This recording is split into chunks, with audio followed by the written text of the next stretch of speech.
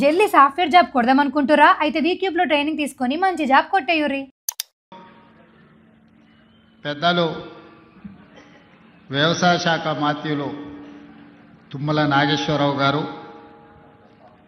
ఈ కార్యక్రమానికి నాతో పాటు ముఖ్య అతిథులుగా విచ్చేసిన మిత్రులు ఉప ముఖ్యమంత్రి వర్యులు బట్టి విక్రమార్క గారు, సహచార మంత్రివర్గ సభ్యులు, పార్లమెంట్ సభ్యులు, శాసన మండలి సభ్యులు, శాసనసభ్యులు, ప్రభుత్వ ప్రధాన కార్యదర్శి గారు, వివిధ శాఖలకు సంబంధించిన ఉన్నతాధికారులు, అగ్రికల్చర్ యూనివర్సిటీ వైస్ ఛాన్సలర్ అలాస్ దానే గారు, వ్యవసాయ శాఖ కమిషన్ చైర్పర్సన్ పెద్దలు కోదండ రెడ్డి గారు, అదేవిధంగా ప్లానింగ్ కమిషన్ వైస్ చైర్మన్ పెద్దలు ఈ అగ్రికల్చర్ యూనివర్సిటీ పూర్వపు విద్యార్థి డాక్టర్ జి చిన్నారెడ్డి గారు, అదేవిధంగా వేదిక మీద ఉన్న ప్రజాప్రతినిధులు, ఈ ఆడిటోరియంలో ఉన్న రైతాంగ మిత్రులు, 1600 రైతు వేదికలల్లో దాదాపుగా 6,40,000 మంది రైతులు ప్రత్యక్షంగా ఈ రైతు భరోసా పండుగ కార్యక్రమాన్ని ప్రత్యక్షంగా వీక్షిస్తూ ఇందిరమ్మ రాజ్యంలో ప్రజాప్రభుత్వం రైతుని రాజుగా చేయడమే కాదు, వ్యవసాయాన్ని పండుగ చేయాలన్న ఉక్కు సంకల్పంతో చేస్తున్న ప్రయత్నాన్ని ఆశీర్వదించడానికి విచ్చేసిన రైతాంగ సోదరులందరికీ కూడా మనస్ఫూర్తిగా కృతజ్ఞతలు, ధన్యవాదాలు తెలియజేస్తున్నా. మిత్రులారా, మీకందరికీ తెలుసు, ఈ రాష్ట్రంలో, ఈ దేశంలో ఎవరు ప్రజాప్రతినిధిగా ఎన్నిక కావాలన్నా, ఎవరు ప్రభుత్వాన్ని ఏర్పాటు చేయాలన్నా రైతుల యొక్క ఆశీర్వాదము, రైతులు చేయుతను అందించకపోతే ఎవరు అధికార పీఠంలో కూర్చోలేరు అని చెప్పి ఈ వేదిక మీద నేను ఖచ్చితంగా చెప్పదలుచుకున్నా. ఈనాడు ఎవరు ఎమ్మెల్యే అయినా, ఎమ్మెల్యే సంగతి పక్కన పెట్టండి, వార్డు మెంబర్ కావాలన్నా, సర్పంచ్ కావాలన్నా, ఎంపీటీసీ కావాలన్నా, జడ్పీటీసీ కావాలన్నా, జిల్లా పరిషత్తులు గెలవాలన్నా, శాసనసభలో ప్రాతినిధ్యం వహించాలన్నా, పార్లమెంటుకు వెళ్ళాలన్నా, ఏ రాష్ట్రానికి ముఖ్యమంత్రి కావాలన్నా రైతులు అండగా నిలబడాలి. ఆ రైతుల ఆశీర్వాదం ఉన్నప్పుడే మన కుర్చీ పదిలంగా ఉంటుంది అని బలంగా విశ్వసించే మీ సోదరుడు ఈరోజు ఈ వేదిక మీద నుంచి రైతులకు ఉద్దేశించి మాట్లాడుతున్నాడు. మిత్రులారా, ఈనాడు చాలామంది చాలా విషయాలు మాట్లాడుతున్నారు. చాలా విషయాలు మాట్లాడే వాళ్లకు అవకాశాలు రాని వాళ్ళు కాదు. ఆనాడు ఉమ్మడి రాష్ట్రంలో డాక్టర్ వైఎస్ రాజశేఖర రెడ్డి గారి మంత్రివర్గంలో మంత్రులుగా పనిచేసిండ్రు. ఆ తర్వాత తెలంగాణ రాష్ట్రంలో 10 సంవత్సరాలు ప్రభుత్వాన్ని నడిపిన వాళ్ళే ఇవాళ 18 నెలలు తిరగక ముందే ఈ ప్రభుత్వాన్ని నిందిస్తూ, దూషిస్తూ వీధి నాటకాలతోని బయలుదేరారు. ఇవాళ తెలంగాణ రాష్ట్ర రైతాంగాన్ని నేను ఈ వేదిక మీద నుంచి విజ్ఞప్తి చేస్తున్నా. తెలంగాణలో ప్రజాప్రభుత్వం, ఇందిరమ్మ రాజ్యం ఏర్పడ్డ తర్వాత గతంలో రైతు రుణమాఫీ గురించి మీకు తెలుసు. 2014లో ₹1,00,000 రైతు రుణమాఫీ చేస్తా అని మాట ఇచ్చి అధికారంలోకి వచ్చిన తర్వాత 4 విడతలుగా నేను ఇస్తాను, ఇప్పుడు నా దగ్గర నిధులు లేవని ఆనాడు మాట్లాడేది. 4 విడతల అసలు కంటే మిత్తి తడిసి మోపెడై నెత్తి మీద అప్పు, చేతిలో చిప్ప వచ్చే పరిస్థితి రైతులకు ఏర్పడ్డది ఆనాడు. తిరిగి 2018లో మళ్ళీ అదే వాగ్దానం ఇచ్చిండ్రు, ₹1,00,000 రైతు రుణమాఫీ చేస్తాం. మొదటిసారి తప్పు జరిగింది, రెండవసారి తప్పు జరగకుండా మేము చూసుకుంటాం, ₹1,00,000 రైతు రుణమాఫీ చేస్తామని. 5 సంవత్సరాల తర్వాత వెనక్కి తిరిగి చూస్తే ₹11,500 రైతు రుణమాఫీ చేస్తే 8,500 కోట్ల రూపాయలు మిత్తికే సరిపోయినాయి. 3,000 చిల్లర మాత్రమే ఆనాడు రైతులకు రుణమాఫీ చేసిండ్రు. 2 విడతలుగా మొత్తం లెక్క గడితే 10 సంవత్సరాలు 2 విడతలు ఆనాటి ప్రభుత్వం రైతులకు సరాసరిగా అందించింది 16-17 వేల కోట్ల రూపాయలకు ఎక్కువ ఇవ్వలేదు. కానీ మొదటి సంవత్సరంలోనే ప్రజాప్రభుత్వం మీ ఆశీర్వాదంతో వచ్చిన తర్వాత ఎన్నో ఇబ్బందులు ఉన్నా 10 సంవత్సరాలలో ఆనాడు వాళ్ళు చేసిన విధ్వంసం 100 సంవత్సరాలైనా కోలుకోలేని పరిస్థితికి తెలంగాణ రాష్ట్రాన్ని నెట్టేసింది. ఆనాడు ఫీజు రియంబర్స్మెంట్ కావచ్చు, రైతు రుణమాఫీ కావచ్చు, రైతుల గిట్టుబాటు ధర కావచ్చు, ఏ విషయంలో అయినా ఆనాడు తెలంగాణ రాష్ట్రంలో ఆర్థిక విధ్వంసానికి పాల్పడి తెలంగాణ రాష్ట్రాన్ని దిగజారిన ఆర్థిక వ్యవస్థను ఆనాడు మాకు అందించిండ్రు. అయినా మనోస్థైర్యాన్ని కోల్పోలే. అప్పటి వరకు 4 లక్షల కోట్ల రూపాయలు మాత్రమే అప్పు ఉందని అబద్ధాలు చెప్పి కప్పిపుచ్చి మనం గ్రామాలలో చూసినాం. అప్పులకు కూరుకపోయిన పిల్లగానికి పిల్లనియాలంటే మాకు అప్పులు లేవయా, ఆర్భాటంగా మాకు పెద్ద పెద్ద కార్లు ఉన్నాయి, పెద్ద పెద్ద బంగళాలు ఉన్నాయి, అద్దాల మేడలు ఉన్నాయి. ఈ అద్దాల మేడలు చూసి మా పెద్ద కార్లను చూసి మాకు పిల్లని ఇవ్వండి అని చెప్పి ఊరి మీద కట్నాన్ని ఎక్కువ తెచ్చుకునేటోళ్ళు మనం గ్రామాలలో చూసినాం. అదే విధానాన్ని ఆనాటి ప్రభుత్వంలో పెద్దలు పెద్ద పెద్ద బంగళాలు కట్టిరు, అద్దాల మేడలు కట్టిండ్రు, రంగుల గోడలు చూపించిండ్రు. కానీ రైతుల యొక్క ఆర్థిక వ్యవస్థ చిన్న భిన్నం అయిపోయింది. విద్యార్థులకు ఫీజు రియంబర్స్మెంట్ ఇవ్వలేని పరిస్థితి, రైతులకు రుణమాఫీ చేయలేని పరిస్థితి, రైతులు పండించిన పంటను కొనుగోలు చేయలేని దివాలా పరిస్థితి తెలంగాణ రాష్ట్రంలో ఉండే. ఆనాడు అసెంబ్లీ సాక్షిగా ఆనాటి పెద్ద ఆయన చెప్పిండు, మేమేం సత్రం నడపలేము, ఈడ రైతులకు మేము పండించిన పంట కొనాలంటే 7,000 కోట్ల రూపాయల నష్టం వచ్చింది, మేమెందుకు కొంటాం, ఊరేసుకుంటే మీరు ఊరేసుకున్నట్టే. ఆనాడు చెప్పిన మాట వాస్తవం కాదా అని నేను మిమ్మల్ని అడుగుతున్నా.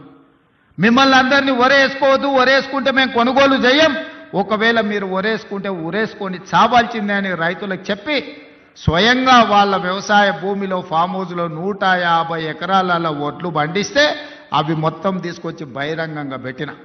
ఆనాడు వాళ్ళ పొలంలో పండించిన వడ్లకు 4,200 రూపాయలు ధర ఇచ్చి కొనుగోలు చేసేటోళ్ళు వచ్చారు. మరి మనం పండించిన పంట 200 తక్కువైనా 2,000కు మేము అమ్ముతామంటే కొనేటోళ్ళు లేరు. మేము ఐకేపీ కేంద్రాలు తెరవమని చెప్పి ఆనాటి పరిస్థితి, ఆనాటి ప్రభుత్వం రైతులకు పంగనామాలు పెట్టే పరిస్థితి తీసుకొచ్చింది. ఇవన్నీ ఇంకా మర్చిపోలే, ఇప్పుడే ఆనాటి గాయాలు మానిపోలే. అయినా అలాంటి పరిస్థితుల్లో తెలంగాణ రాష్ట్రంలో ప్రభుత్వాన్ని ఏర్పాటు చేసి ఆనాడు స్పష్టంగా చెప్పినాం, మీరు వరి పండించండి, రాష్ట్ర ప్రభుత్వం కొనుగోలు చేస్తుంది, చివరి గింజ వరకు కొనే బాధ్యత మా ప్రభుత్వం తీసుకుంటుంది. ఎందుకంటే ఆనాడు ఇందిరమ్మ రాజ్యంలో సోనియా గాంధీ గారు కనీసం మద్దతు ధరను తీసుకొచ్చి రైతు పండించిన పంటకు దళారుల చేతిలో మోసపోకుండా ఈరోజు కనీసం మద్దతు ధరను అందించి రైతు పండించిన పంట కొనుగోలు చేసే బాధ్యత మాది అని చెప్పి ఈరోజు కాంగ్రెస్ ప్రభుత్వం మీ ముందు నిలబడి మొదటి విడతగా పంట కొనుగోలు చేసినాం. రెండవ విడతకు వచ్చినప్పుడు నేను చెప్పిన పెద్దలు ఉత్తమ్ కుమార్ రెడ్డి గారితో మాట్లాడి, అన్న దొడ్డు బియ్యం తింటలేరు, ఈరోజు గ్రామాలలో చైతన్యం వచ్చింది. రైతులు స్వయంగా 10 రూపాయలు ఖర్చైనా కూలికి పోయి ఉపాధి హామీ కూలీ చేసుకునే పేదలు కూడా ఈరోజు సన్న బియ్యంతో బుక్కడు అన్నం తింటుండ్రు. సన్న బియ్యం మనం ఇవ్వాలి, సన్న బియ్యం ఇవ్వాలి అంటే మన రైతులు సన్న వడ్లు పండించాలి. ఎందుకంటే తెలంగాణలో పండించే వడ్లు నాణ్యమైనవి, శ్రేష్టమైనవి. కానీ దొడ్డు బియ్యం పండిస్తే దొడ్డు బియ్యం తినే పరిస్థితి లేదు. మనము రేషన్ షాపులలో దొడ్డు బియ్యం ఇస్తే మళ్ళీ తిరిగి మిల్లర్లు కొంటుర్రు, లేకపోతే కోళ్ళ దానాకు పోతున్నాయి. దొడ్డు బియ్యం ఇవ్వద్దు, సన్న బియ్యం ఇవ్వాలి అని నేను చెప్పిన. మరి ఏం చేయాలి, సన్న బియ్యం ఇవ్వాలి అని అంటే నేను చెప్పిన, మీరు రైతులకు విజ్ఞప్తి చేయండి, నేను చేస్తా, మీరు చేయండి. ఉప ముఖ్యమంత్రి గారు చేస్తారు, వ్యవసాయ శాఖ మంత్రి గారు చెప్తారు, రైతులకు సన్న వడ్లు పండిస్తే 500 రూపాయల బోనస్ ఇచ్చి ఆ వడ్లను కొంటాము, మాది బాధ్యత అని అంటే నమ్మకంగా, విశ్వాసంగా తెలంగాణ రాష్ట్రంలో పండించిన పంటలో 60% పోయినసారి సన్న వడ్లు మీరు పండిస్తే ఆ సన్న వడ్లను కొన్ని సన్న బియ్యం చేసి ఇవాళ పేదోళ్లకు సన్న బియ్యం రేషన్ షాపులలో పంచుతున్న మాట వాస్తవం కాదా? 6,40,000 కుటుంబాలు ఈరోజు రైతు వేదికలలో ఉన్నారు. ఇవాళ మా అక్కలీడికి వచ్చిండ్రు, రైతులు మాట్లాడినరు, మా ఆడబిడ్డలు మాట్లాడినారు. ఇవాళ పిల్లలకు రేషన్ షాపుల్లో మా ప్రభుత్వం ఇస్తున్న సన్న బియ్యంతో అన్నం పెడుతున్నారా లేదా ఒకసారి ఆలోచన చెయ్యండి. ఇవాళ మా రైతాంగానికి నేను ధన్యవాదాలు చెప్పదలుచుకున్నా. మీరు ఈ ప్రభుత్వం మీద నమ్మకంతో, విశ్వాసంతో బోనస్ ఇస్తారో ఇవ్వరో అని అనుమానం ఉన్నా మీరు సన్న వడ్లు పండించిండ్రు కాబట్టి ఆ సన్న వడ్లు ఇవాళ బియ్యంగా మారి పేదోళ్ళ కడుపు నింపుతున్నది అని అంటే రైతులు చేసిన ధైర్యం. అందుకే మీరు పండించిన సన్న వడ్లకు 500 రూపాయల బోనస్ ఇచ్చి కొనుగోలు చేసినాం. ఇవాళ ధైర్యంగా నిటారుగా నిలబడి తెలంగాణ రాష్ట్రం నెంబర్ 1 వడ్లు పండించడంలో ఒక్క సంవత్సరంలో 2,80,00,000 మెట్రిక్ టన్నుల వడ్లు పండించి దేశంలోనే మొదటి స్థానంలో, ఒకనాడు ఆంధ్రప్రదేశ్ పంజాబ్ మొదటి స్థానంలో ఉంటే ఇవాళ తెలంగాణ రాష్ట్రం వరి పండించడంలో మొదటి స్థానంలో ఉంది. అందులో సన్న వడ్లు పండించడంలో మనం మొదటి స్థానంలో ఉన్నాం. ఇవాళ మన రైతుల శ్రమ ఊరిక పోలే. ఇవాళ మీరు కష్టపడి పండించిన సన్న వడ్లు బియ్యంగా మారి పేదోళ్ళ కడుపు నింపుతున్నాయి అని అంటే ఇంతకంటే రైతుల కళ్ళల్లో ఆనందం ఏముంటుంది? తెలంగాణ రాష్ట్ర ముఖ్యమంత్రిగా మీ సోదరుడిగా ఇంతకంటే విజయం ఏముంటుందని చెప్పి నేను ఈ సందర్భంగా మిత్రులారా మిమ్మల్ని అడుగుతున్నా. అందుకే ఇవాళ రకరకాల ఇబ్బందులు ఉన్నాయి. చాలామంది ఈరోజు మా బిల్లులు రాలేదంటున్నారు. అక్కడక్కడ మా సర్పంచులు రణగొన ధ్వని చేస్తున్నారు మా బిల్లులు రాలేదని. నేను మా సర్పంచ్ మిత్రులను అడుగుతున్నా, అయ్యా నేను వచ్చే నాటికే మీ కాలం అయిపోయింది సర్పంచుల పదవి. మీ సర్పంచ్ పదవులు, మీరు సర్పంచులుగా చేసిన పనులు మా హయాంలో చేయలే. ఆనాడు మీరు పనిచేస్తే ఆనాడు బిల్లులు చెల్లించండి. ఆయన మీలాకటి బిల్లులు చెల్లించనివి 1,29,000 కోట్ల రూపాయలు నా నెత్తి మీద అప్పు మోపి పొయ్యిండు. మొయ్యలేనంత భారం, నడుము వంగిపోయే పరిస్థితి ఉంది. దాదాపుగా 60,000 కోట్ల రూపాయలు కాంట్రాక్టర్లకు బిల్లులు పెండింగ్ పెట్టిపోయిండు. ఉచిత కరెంటు బిల్లులు 20,000 కోట్లు విద్యుత్ శాఖకు పెండింగ్ పెట్టిపోయిండు.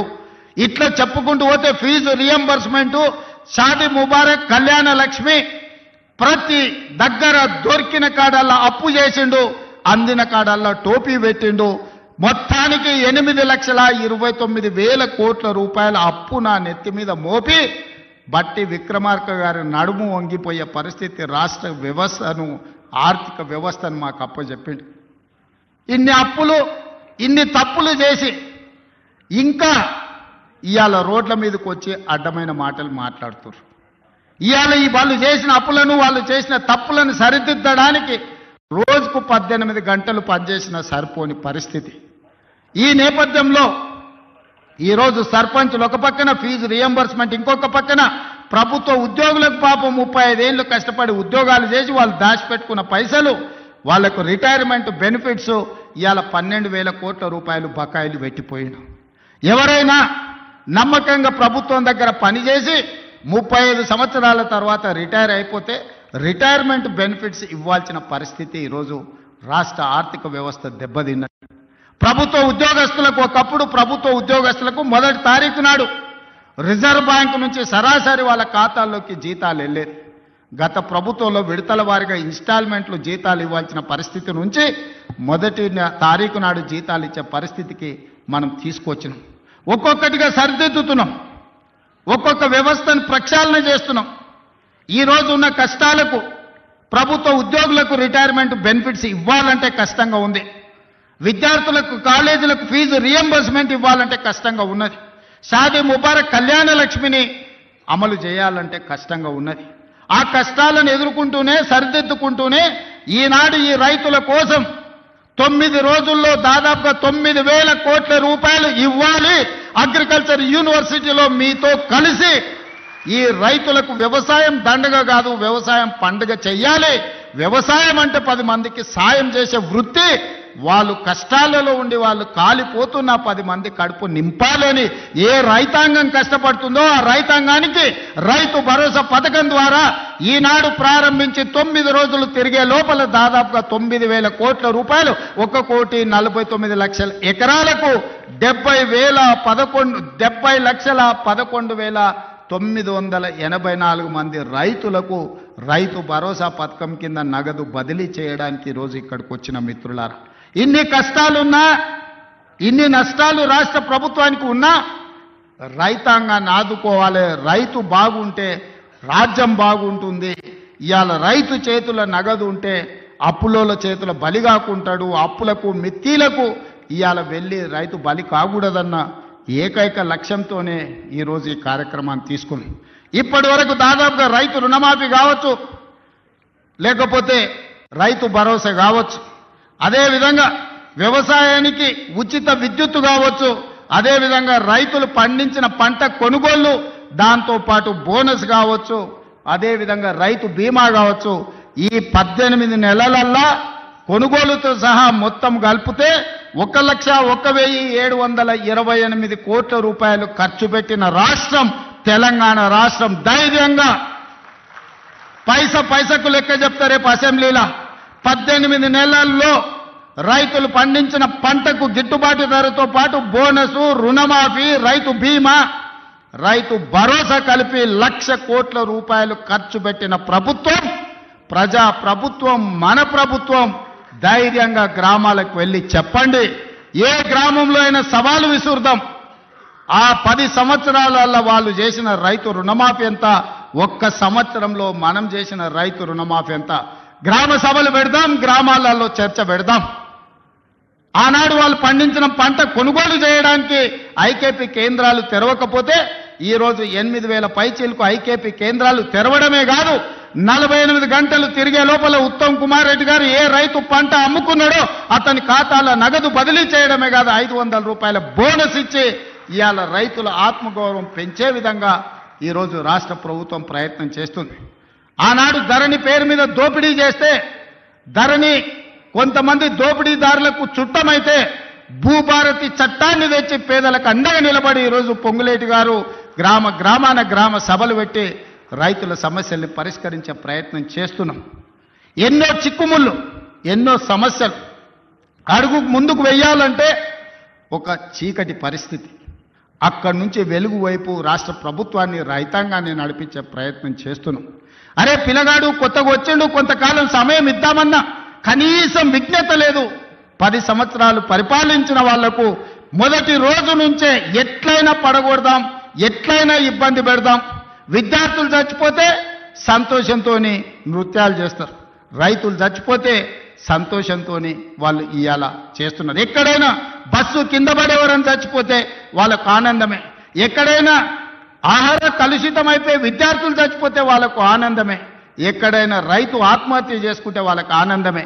ఎందుకంటే వీళ్ళ చావుల పునాదుల మీద అధికారం అల్కగా ఎక్కువచ్చన్న ఆలోచన, దుర్మార్గమైన దురాలోచనతోటి ఈరోజు ప్రతిపక్ష పార్టీ పనిచేస్తున్నది.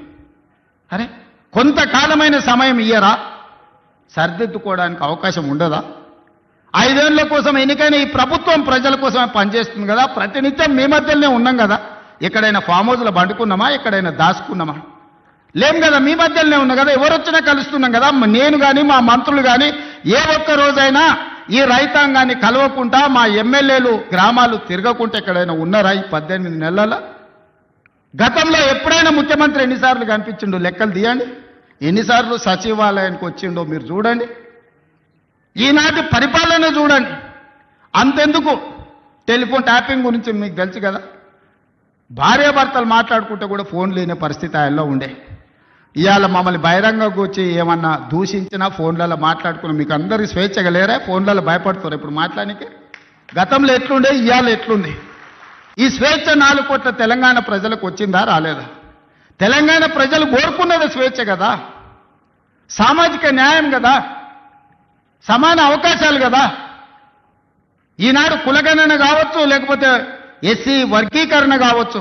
ఇవాళ మంత్రివర్గంలో 4 దళితులు, ఒక స్పీకర్, 5 మంది ఉన్నారు. ఆ ఒక ఏకలింగం ఉండే, ఆ ఏకలింగం ఉండే ఆ ప్రభుత్వంలో.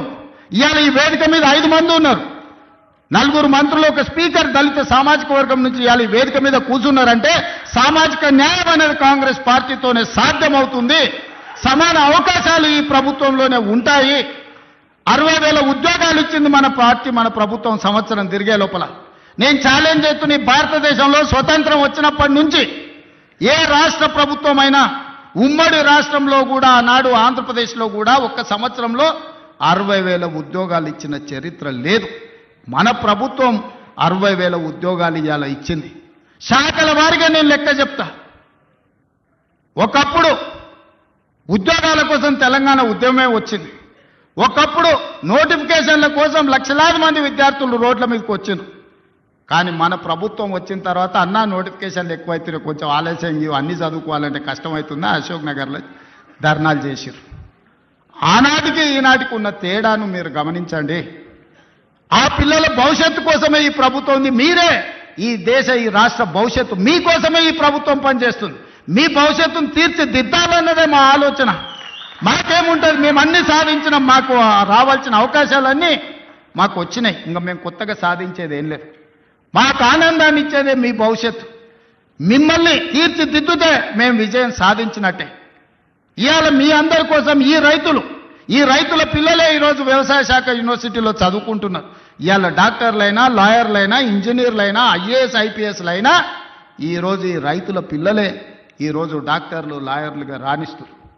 ఇవాళ ఐఏఎస్లలో మన వాళ్ళు ఉండాలి, సివిల్ సర్వీసెస్లో ఉండాలని ఢిల్లీకి వెళ్ళి చదువుకుంటున్న విద్యార్థులకు రాజీవ్ గాంధీ గారి పేరు మీద వాళ్ళకు ఆర్థికంగా సాయం అందించాలి. పేదోళ్ళ పిల్లలు ఢిల్లీలో వెళ్ళి చదువుకోవాలంటే కష్టంగా ఉందంటే సివిల్స్కు ప్రిపేర్ అయ్యే వాళ్ళకు 2 లక్షల రూపాయలు చదువుకున్న పిల్లలకు ఆర్థిక సాయాన్ని మన ప్రభుత్వం అందించింది.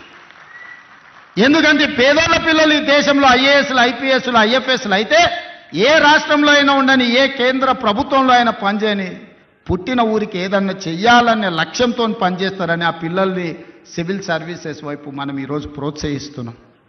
అందుకే ఈరోజు ప్రతి శాఖను ప్రక్షాళన చేసుకుంటూ వస్తున్నాం. ప్రతి ప్రయత్నం చిన్న తప్పులు ఎక్కడైనా దొర్లినా ఎంబడే సరిదిద్దుకొని వాటిని ముందుకు తీసుకెళ్తున్నాం. మిత్రులారా, ఇవాళ తెలంగాణ రాష్ట్ర ప్రజలకు ఇదొక సంతోషకరమైన శుభదినం. 8-9 రోజుల్లో 9,000 కోట్ల రూపాయలు రైతుల ఖాతాలో పడుతున్నాయంటే నిజంగా రైతులు ఎవరి దగ్గర చెయ్యి చాల్చాల్సిన పని లేదు. ఏ పెట్టుబడికైనా ఇంతకుముందే పెద్ద ఆయన వచ్చి చెప్పిపోయిండు, సార్ ఉత్త ఒడ్లే కాదు, కూరగాయలు పండిస్తే లాభం ఉంది, మొక్క పండిస్తే లాభం ఉంది, ఆలుగడ్డలు పండిస్తే లాభం ఉంది, నేను పెట్టుబడి పెట్టిన దానికంటే నాకు అధికంగా లాభం వచ్చింది, డ్రిప్ ఇవ్వాలని పెద్ద ఆయన వచ్చి చెప్పిపోయిండు. దాని నుంచి మనం నేర్చుకోవాల్సిన అవసరం ఉంది. ఒకప్పుడు డ్రిప్, స్ప్రింక్లర్స్, వ్యవసాయ పనిముట్లు ఆనాడు ఉచితంగా లేకపోతే 90% సబ్సిడీతో కాంగ్రెస్ ప్రభుత్వం ఇచ్చింది. ఇవాళ అవన్నీ మాయమైపోయినాయి. అందుకే మళ్ళీ వ్యవసాయ శాఖ మంత్రి గారికి నేను సూచన చేస్తున్నా, వ్యవసాయ పనిముట్లను రైతులకు అందించి మంచి పంటలు పండించడానికి అవసరమైన కమర్షియల్ క్రాప్స్ను ప్రోత్సహించాల్సిన అవసరం ఉంది. ఎందుకంటే వ్యవసాయం లాభసాటిగా కావాలి. వ్యవసాయం వ్యవసాయ కుటుంబంలో 4 ఉంటే ఒకరు కుటుంబాన్ని చూసుకోవాలి, ఒకరు వ్యవసాయం చూడాలి, ఒకరు ఉద్యోగం చేయాలి, ఇంకొకరు వ్యాపారం చేయాలి. అప్పుడే ఆ కుటుంబం ఆర్థికంగా నిలబడుతుంది. అప్పుడే రాష్ట్రం అభివృద్ధి పదం వైపు నడుస్తుంది. 8-9 రోజుల్లో 9,000 కోట్ల రూపాయలు రైతుల ఖాతాలో పడుతున్నాయంటే నిజంగా రైతులు ఎవరి దగ్గర చెయ్యి చాల్చాల్సిన పని లేదు. ఏ పెట్టుబడికైనా ఇంతకుముందే పెద్ద ఆయన వచ్చి చెప్పిపోయిండు, సార్ ఉత్త ఒడ్లే కాదు, కూరగాయలు పండిస్తే లాభం ఉంది, మొక్క పండిస్తే లాభం ఉంది, ఆలుగడ్డలు పండిస్తే లాభం ఉంది, నేను పెట్టుబడి పెట్టిన దానికంటే నాకు అధికంగా లాభం వచ్చింది, డ్రిప్ ఇవ్వాలని పెద్ద ఆయన వచ్చి చెప్పిపోయిండు. దాని నుంచి మనం నేర్చుకోవాల్సిన అవసరం ఉంది.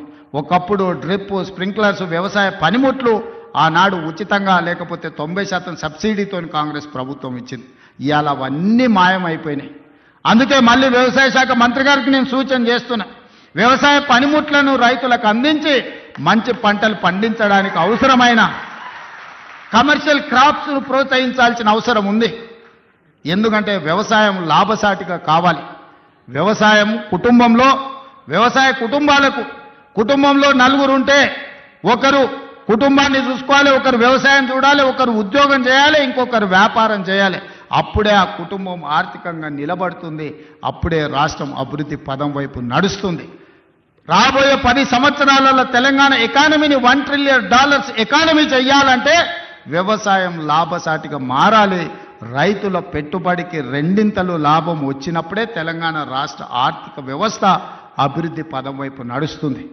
మరి తెలంగాణ రాష్ట్ర ఆర్థిక వ్యవస్థ అభివృద్ధి పదం వైపు నడపాలంటే పరిశ్రమలు పెట్టే వాళ్ళకు సబ్సిడీలు ఇవ్వడమే కాదు, పరిశ్రమలు పెట్టే వాళ్ళకు భూములు ఇవ్వడమే కాదు, వ్యవసాయం చేసుకుంటున్న పేద రైతులకు కూడా సబ్సిడీలు ఇవ్వాల్సిన అవసరం ఉంది, ఇన్సెంటివ్లు ఇవ్వాల్సిన అవసరం ఉంది, టెక్నాలజీని బదిలీ చేయాల్సిన అవసరం ఉంది, సాంకేతిక నైపుణ్యాన్ని నేర్పాల్సిన అవసరం ఉంది. ఈరోజు టెక్నాలజీలో AI టెక్నాలజీ వచ్చింది. రైతుకు తెలీదు పాపం, 2 ఎకరాలలో ఒడ్లు పండిస్తే మొత్తానికి యూరియా చల్లుతాడు. కానీ ఎక్కడ సమస్య ఉందో అక్కడనే చల్లగలిగిన సాంకేతిక నైపుణ్యాన్ని తెస్తే ఎరువుల బాధ దప్పుతుంది, కలుషితమైన ఆహారం తగ్గుతుంది, భూమి సారవంతమైన నేలగా ఉంటుంది. ఇట్లాంటి సాంకేతిక నైపుణ్యాన్ని కూడా ఈరోజు వ్యవసాయ శాఖ నేర్చుకోవాల్సిన అవసరం ఉంది, రైతులకు నేర్పాల్సిన అవసరం ఉంది. అదేవిధంగా ఈరోజు వ్యవసాయ పంపు సెట్లు సంవత్సరానికి దాదాపుగా 17,000 కోట్ల రూపాయలు ఉచిత విద్యుత్తుకి ఈరోజు మనం ఖర్చు పెడుతున్నాం. ఇవాళ అదే సోలార్కి మనం మారిపోతే సోలార్తోని మీ వ్యవసాయం ఉచితమే కాదు, మీరు సోలార్ విద్యుత్తు ద్వారా నెలకు 2,000 3,000 మా ఆడబిడ్డలకు ఆదాయం వచ్చేటట్టు విద్యుత్తు శాఖకు సంబంధించి ఉప ముఖ్యమంత్రి గారు ప్రణాళికలు చేస్తే రైతులు సిద్ధంగా ఉన్నారు. దానికి అవసరమైన పెట్టుబడి మనం పెడదాం. కొన్ని వేల కోట్ల రూపాయలు ఒకసారి పెట్టుబడి పెట్టినా 25 సంవత్సరాలు ఈ రైతులకు లాభసాటిగా ఉంటుంది. వాళ్ళు వాడుకునేది వాడుకోగా మిగిలిన విద్యుత్తును మీకు అమ్ముతారు. ఈరోజు మా రైతులు అదాని అంబానీలతో పోటీ పడే విధంగా తీర్చిదిద్ది సోలార్ విద్యుత్ ఉత్పత్తిలో అదానీలతో పోటీ పడే విధంగా మా రైతుల్ని ఇంటికాడ కూర్చున్న వాళ్ళకే ఆదాయం వచ్చే విధంగా ప్రణాళికలు చేయాలి. ఈ వేదిక మీద నుంచి ఎనర్జీ డిపార్ట్మెంట్కు అదేవిధంగా సంబంధిత శాఖ మంత్రి గారికి నా సూచన, మీరు ప్రణాళికలు సిద్ధం చేయండి, రైతులను చైతన్యం చేద్దాం, రైతులకు అవగాహన కల్పిద్దాం. ముందు మంది ఆడబిడ్డలు చదువుకొని విజ్ఞతతో మాట్లాడిన ఆ పెద్ద ఆయన మాట్లాడుతుంటే ఆయన ఉపయోగించిన ఇంగ్లీష్ భాష కావచ్చు, పదాలు కావచ్చు, అవగాహన కావచ్చు, అనుభవం కావచ్చు, ఆ పిల్లలే కాదు వేదిక మీద ఉన్న మంత్రులు కూడా నేర్చుకోవాలి. విషయాన్ని ఏ విధంగా సూటిగా శుద్ధి లేకుండా ఎట్లా చెప్పొచ్చో, అవగాహన ఎట్లా కల్పించో ఆ పెద్ద మనిషిని మనం చూసి నేర్చుకోవచ్చు. అందుకే ఇవాళ అలాంటి వాళ్ళని నేను కలెక్టర్లకు ఆదేశాలు ఇస్తున్నా. వ్యవసాయం మీద అవగాహన ఉండి 10 మందికి నేర్పాలన్న పెద్ద మనుషులను గ్రామాలు తిప్పండి, రైతు వేదికలలో సమావేశాలు పెట్టండి, వాళ్ళ చేత అవగాహన కల్పించండి. అవసరమైతే వాళ్ళకి ఆహారూర్యం ఇవ్వండి, రోజుకో 1000 రూపాయలు ఇవ్వండి. వాళ్ళ అవగాహనతోని రైతు వేదికలలో పోయి అవగాహన కల్పించినందుకు అదొక గుర్తింపు, ఒక గౌరవం.